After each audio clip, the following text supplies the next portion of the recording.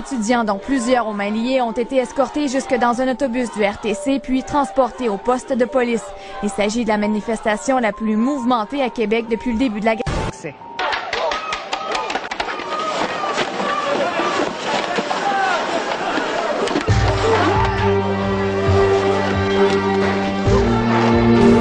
Le régime libyen doit et sera tenu responsable pour ces violations des droits de la personne commises contre le peuple libyen. Un professeur de l'Université de Montréal a donné l'exemple de son établissement où là, on a engagé des agents de sécurité qui sont, dit-il, des gros formats, armés de matraques, mais même d'armes à feu aussi. On peut écouter 2 commentaires.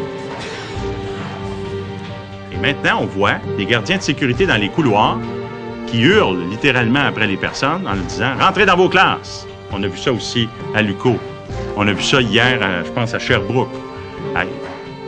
On vit dans un climat qui n'a plus aucun sens, là. Et ça n'est pas ça, l'université. On trouve inacceptable que des étudiants ou des professeurs soient malmenés, soient interceptés. C'est plus qu'un traumatisme qu'on est en train de créer, là. On est en train d'installer un climat de terreur, ce qui est absolument inacceptable.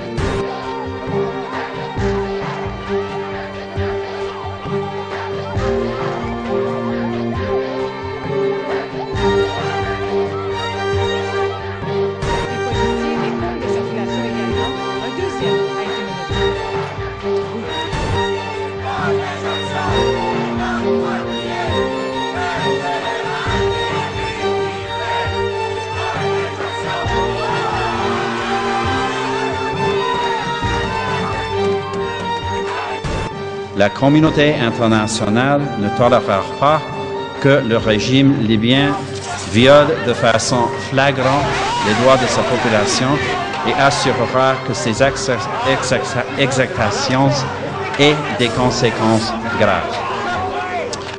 Vous pratiquez le fascisme contre les étudiants de la jeunesse de demain.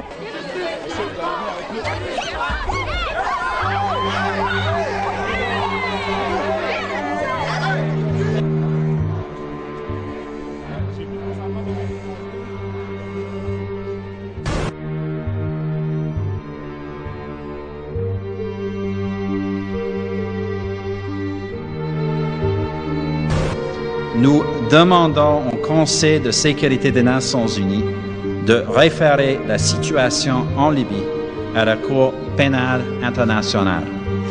Ceux qui sont responsables d'avoir ordonné et exécuté ces atrocités contre le peuple libyen doivent en être tenus responsables.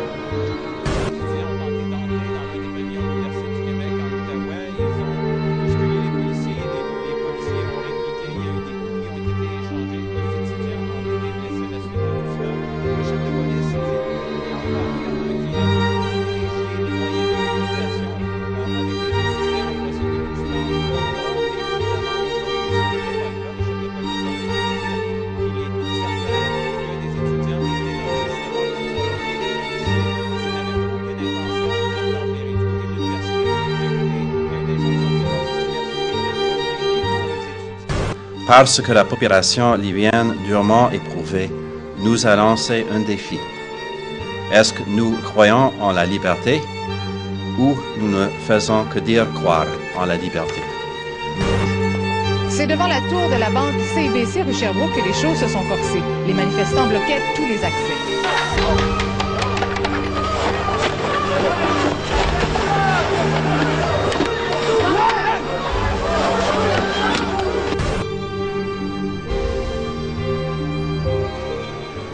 Je leur laisse le soin de mener leur débat, mais je pense qu'il faut qu'ils comprennent qu'on ne peut pas nous demander d'aller s'asseoir avec un groupe qui a pour mandat de ne pas dénoncer le recours à la violence ou à l'intimidation.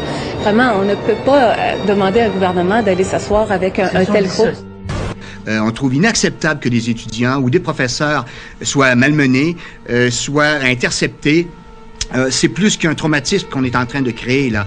On est en train d'installer un climat de terreur, ce qui est absolument inacceptable.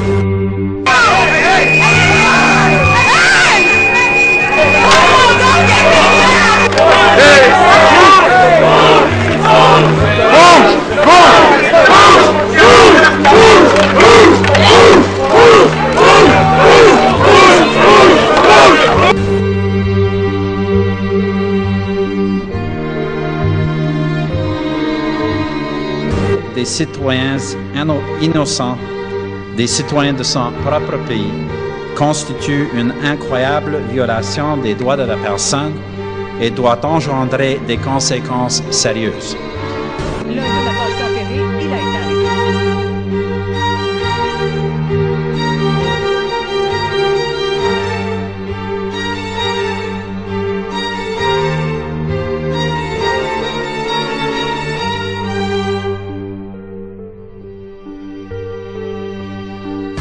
Les actes du régime libyen pour le gouvernement du Canada et en fait pour l'ensemble de la communauté internationale sont atroces.